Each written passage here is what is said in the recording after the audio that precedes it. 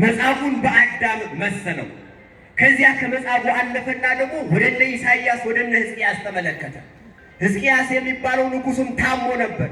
ከዚያ አለፈና በደዌ ውስጥ ያለፉን ሰዎች ተመለከተና ሕዝቅያስ የሚባለው ሰው ቅጠል ቆርጦ ነው የተፈወሰው። ቅጠል ብቻ አይደለም፣ ዜና ነገሥት የሚባለው መጽሐፍ ላይ ታጥቦ እንደሆነ መጻሕፍት ይናገራሉ። ስለዚህ በቅጠል ያንን ቁስሉን ጠረገ። ከጠረገ በኋላ ሄዶ ደግሞ ወንዝ ታጠበ።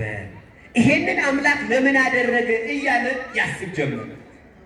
ወደ ሕዝቅያስ ሄደና ሕዝቅያስ ይሄን ደዌ ሊመጣበት የቻለው እግዚአብሔር አምላክ ክብር ሰጥቶት ነበረ። በዘመኑ እስራኤል ተስተካክላ ትኖር ነበር። የጠላት መሳሪያ ወይንም ጅራፍ አልተሰማባትም። የክፉ ሰው ደም አልፈሰሰባትም። ሕዝቡ በስነ ስርዓት ይኖሩ ነበር።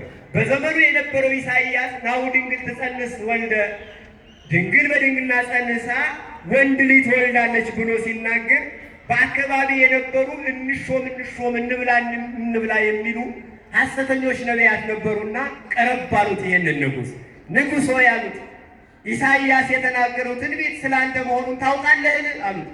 እንዴት ሆኖ አላቸው። ድንግል የተባለች ኢየሩሳሌም ናት። ለምን በዘመን ጠላት አልሰለጥንባትም? ወልድ የተባልክም አንተ ነው፣ ሁሉን አንድ አድርገህ ትገዛለህ አሉት። አይሆንም አላቸው። እኛ ነቢያት ነን አሉት። ዛሬ ሐሰተኞች መምህራንና አጥማቂዎች ምዕመናን እንደሚያውቁት ማለት ነው።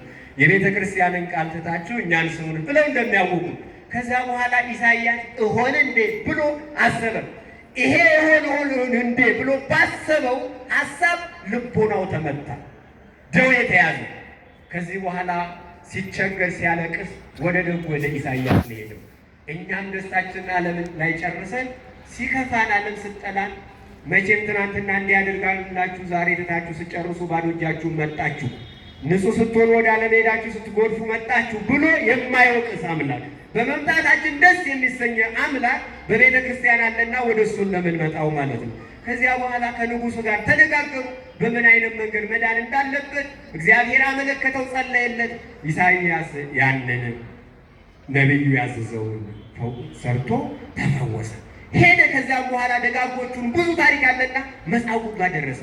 መጻጉዕ አለ ያ አልጋው የእግዚአብሔር ቸርነት ነው፣ የእግዚአብሔር ምሕረት ነው። መጻጉዕ በአልጋው ላይ ተኝቶ እንደነበረው አዳምን እግዚአብሔርን በድሏል፣ እግዚአብሔርን አሳዝኗል። ነገር ግን እግዚአብሔር ፈጥሮ ሳለ ከገነት እጽዋትን ቆርጦ በልቶ ነበር። ያ እጽዋት ደግሞ ሰውን የሚያጠፋ ሰውን ከዚህ ዓለም የሚለይ ተፈጥሮ ሳለ እንዳልተፈጠረ የሚያደርግ ነበር።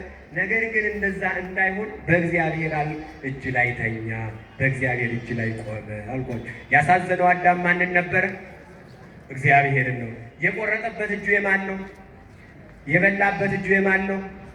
የገሰገሰበት ወደ እጹ የሄደበት እጁ የማን ነው? እግዚአብሔር እንዲህ አድርጎት በምሕረት አስተኛውና ኋላ ያ የቆረጠበት እጁ ስላደረ እጁን ለማዳን እጁን ተቸነከረለት። ወደ እጽዋቱ የገሰገሰበት እጁ እግሩ ስለተበላሸበት እግሩ ስላደፈበት እግሩን ተቸነከረለት። የበላበት አንደበቱ ስላደፈ እግዚአብሔርን መጥራት ስለማይችል መራራ ሐሞትን ጠጣለን እያለ ይሄንን ያመሰጠር ጀመሩ። እኔና እናንተም እኮ ዛሬ አምላካችን አሳምሮ ፈጥሮ ጤናውን ሰጥቶን በጤናችን እኮ ብዙ በደል እየሰራን ያለን። ሰውን እንረዳበት እኛ የምንኖርበት ዘንድ ገንዘብ ሰጥቶን በገንዘባችን ሞት እየሸመትንበት ነው ያለነው። እስኪ አስቡት ዝም ብላችሁ። አሁን ወቅቱ የጾም ነው። ጾሙን እስኪ በትክክል እየጾምን ያለን ሰዎች ስንት ነን? እንደው ጠርዱላቱን ትተን ጠዋት ጀበናና ድስት ላይ የማንታስብ ሰዎች ነን። ስጋና ወተት ትተን የሰው ስጋ የምንበላ ሰዎች ስንት ሰዎች ነን? እንጀራውን መብላት ትተን ለሰው ወጥመድ የምናጠምድ ሰዎች ብዙ አንጠፋ። እንደነገርኳችሁ መጠጡ ላይ እንደዛው የምንሰለፍ ብዙ ሰዎች አለን። እህል ትተን እግዚአብሔር ካለባበሳችን እንኳን የጾም ወቅት ነው በቃ ይሄንን መልበስ የለብኝም ብለን የምንተው ስንት ሰዎች ነን? ይሄንን መስራት የለብኝም በዚህ አካባቢ መዋል የለብኝም ብለን ያልተውኑ ብዙ ነገር አለ። በዚህ ውስጥ ግን በጾሙ ወቅት ቅድማ ሊቁ እንደተናገረው ቅዱስ ዮሐንስ ያ ንጹህ ውሃ የሚቀዳበት ሰፊ ባህር የጾም ወቅት ነው። እንደነገርኳችሁ ከእግዚአብሔር የምንታረቅበት ከእግዚአብሔር ጋር አንድ የምንሆንበት። በጾማችን እባብ እንደበለጠን ታውቃላችሁ። እባብ ሲያረጅ መጨረሻ መታደሻው ወደ ሞት እንዳይሄድ 40 ቀን ይጾማል።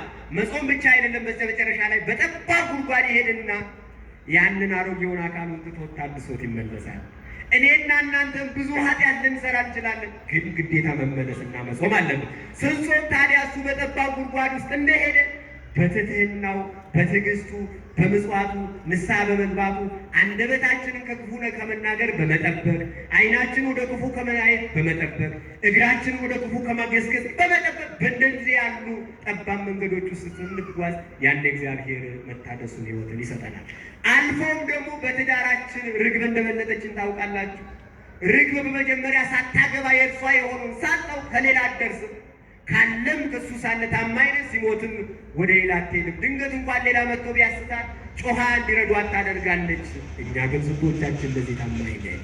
ስንቶቻችን በዚህ ውስጥ እየተጓዝን ነው? ስለዚህ ይሄ ጾሙ እንዲህ ያለውን ሰፊውን የእግዚአብሔር ቸርነት፣ ሰፊውን የእግዚአብሔር ስጦታ፣ ሰፊውን የእግዚአብሔርን ቸርነት የምንቀዳበት ወቅት ነው። ምክንያቱም ምስጢር የተገለጸላቸው አባቶቻችን ትእዛዝ የተቀበሉት ባህርን ከፍለው የተሻገሩ ከዚህ በሕይወት ሳሉ ስጋቸው እንዳይበሰብስ እንዳይፈርስ በስጋ ሳሉ በብሔረ ሕያዋን እንዲኖሩ ያደረጋቸው ጾም ጸሎት ስለሆነ ማለት ነው። ራሳችን የምናይበት እግዚአብሔርን የምንመለከትበት ወቅት ስለሆነ ሰፊ የባህር ወንዝ ይባላል ማለት ነው። እኔና እናንተ አይደለም እግዚአብሔርን መላእክትን ለማየት ቀርቶ ግዙፋኑን 4ቱን ተራሮች እንኳን በዚህ ምድር ላይ ያሉትን እንኳን ማየት እኮ አልቻልንም። የትኛውም ተመራማሪ የትኛውም አዋቂ ነኝ ብል እነ ቀርዱን እነ ሉባርደዳ እነ አራራትን ማየትና መረዳት አይችልም። ይሄንን ማየት የሚቻለው በንጽህናና በሃይማኖት ነው። ቅዱስ ዮሐንስ ግን ከዚህ ያለፈና ጠፈሩ ደፈሩ አልወሰነው። ከዚያ በላይ ሐኖስ አለ። ከሐኖስ በላይ በታች ደግሞ ባቢል የሚባለው ነፋስ አለ። ያም አልወሰደው። ከዚያ በኋላ እነ ኢዮር እነ ራማን እነ ኤረርን አለፈ። ሰማይ መንግስተ ሰማያትን አለፈ። ሰማይ ውዱድን አለፈ። እንዲህ እያለ ከፋለና እናታችን ቅድስተ ቅዱሳን ድንግል ማርያም እንደገና ደግሞ በጾም የሰጠንን ጸጋ እያየ ይሄ ትልቁ ባህር ነው አለ። ዝቅ አለና ደግሞ ተመለከተ። ወደ ምድር ሲያይ ያቺ ሰፊ ባህር የተባለች እግዚአብሔር በምሕረቱ ምዕመናንን የሚጎበኝበት በንስሐ የሰው ልጆች የሚታጠቡባት ክርስቶስ ሁሌ እጁን ዘርግቶ ለዓለም የሚያሳይ ማሳየት ብቻ አይደለም። ልክ እንደ ዕለተ ዓርብ ስጋውን የሚቆርሱባት ደሙን የሚፈስባት መላእክትም ክንፋቸውን ዘርግተው የሚጠብቋት ቅዱሳን አባቶች ለመርገጥ የሚንቀጠቀጡባት እችን ቅድስት ቤተክርስቲያን አየና እቺ ሰፊ ባህር ናት። ለምን ንጹሕ ውሃ ይቀዳባታልና አለ። ጥምቀት የሚገኘው በቅድስት ቤተክርስቲያን ነው። ስጋው ደግሞ የሚፈተተው በቅድስት ቤተክርስቲያን ነው። ክህነት ያለው በቤተክርስቲያን ነው። ሁሉ ነገር የሚሰጠው ቤተክርስቲያን ስለሆነ ቅዱስ ዮሐንስ እንዲህ እያለ በሚስጥር ይዋኝ ጀመረ። ምዕመናን፣ ይሄ የሚያስረዳው ምንድን ነው? መጽሐፍ ቅዱስን ሰው በመማር ብዙ በማንበብ ብዙ ነገር ላይ በመፈላሰፍ ሊያውቀው አይችልም።